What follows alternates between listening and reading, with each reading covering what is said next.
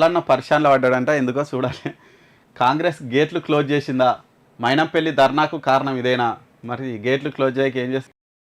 జర నువ్వు మంచిగా మాట్లాడినంటే మల్లన్న గేట్లు క్లోజ్ చేయకపోతే అప్పుడు ఎట్లా తొడగొట్టి ఏయ్ రేవంత్ అని ఇంకేమేమో అంటే పెద్ద పెద్ద మాటలు రాజీనామా చేయి నేను చేస్తా అంటివి. ఇప్పుడేమో మగపడుతుంది. ఇక బీజేపీ వైపు చూస్తున్నారా? ఇక కాంగ్రెస్ కనుక డోరు గేట్లు తిరగకపోతే బీజేపీలో జాయిన్ కానీ కూడా ఆయన రెడీ అయిందట. రాయబారానికి వచ్చిన బీఆర్ఎస్ లీడర్లతో తాను part time politician, full time business man అని చెప్పినట. మరి ఫుల్ టైం బిజినెస్ మ్యాన్కు పొలిటికల్ కామెంట్లు ఎందుకు, తొడలుగొట్టుడు ఎందుకు? మళ్ళన్న కొట్టుకొని తొడవాసింది, ఇప్పుడు నీకు బ్యాండ్ బజాయిస్తున్నది. అప్పుడు ఏం చేసినావు? మరి తనకు బిజినెస్లే ముఖ్యమని వ్యాఖ్య. రెండు పార్టీల్లో ఏదో ఒక దాంట్లో చేరుతానే ఆయన చాలా క్లారిటీగా ఉన్నాడు. నేనే ఇంట్లో అయితే ఉండా, కనీసం బీజేపీ ఆడ అధికారంలోకి వస్తే ఆడకపోతే ఆడ సెక్యూరిటీగా ఉంటా, లేదంటే కాంగ్రెస్లోకి పోయి సెక్యూర్గా ఉంటా, కానీ నా పాలిటిక్స్ కోసం బిజినెస్లు మాత్రం నాశనం చేసుకొని ఆయన చాలా క్లారిటీగా అయితే ఉన్నట్టు తెలుస్తుంది. వరుస పరిణామాలు మాజీ మంత్రి మల్లారెడ్డి కంటి మీద కునుకు లేకుండా చేస్తున్నాయట. గతంలో తాను కాలేజీకి వేసుకున్న రోడ్డును మున్సిపల్ అధికారులు కూల్చిరు, అల్లుని కాలేజీ కూల్చిరు.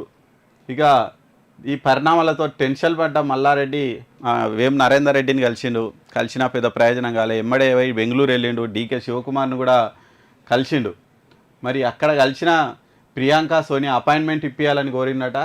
మరి కానీ అక్కడ ఎక్కడి నుంచి కూడా అంటే ఆల్రెడీ ఇక్కడ రేవంత్ రెడ్డి మొత్తం బ్రేక్ వేసి పెట్టు, నువ్వు ఎక్కడ పోయినా కానీ కాదు, ఇక్కడ నుంచే ఏమైనా కావాలి, కానీ మరి ఇది ఎప్పుడవుతుందో చూడాలి.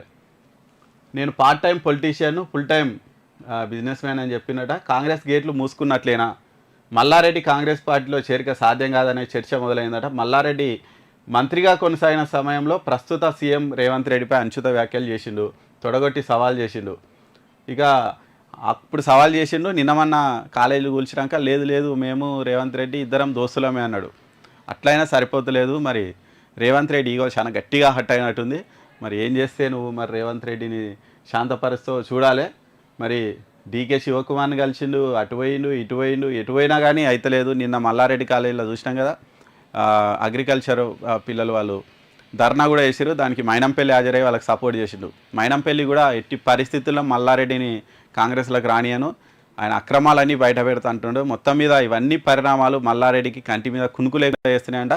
మల్లన్న పాపం ఎటు పోతాడో ఏందో, మల్లన్న పాపం మల్లన్న నీ నోరే నీకు శాపం అయింది.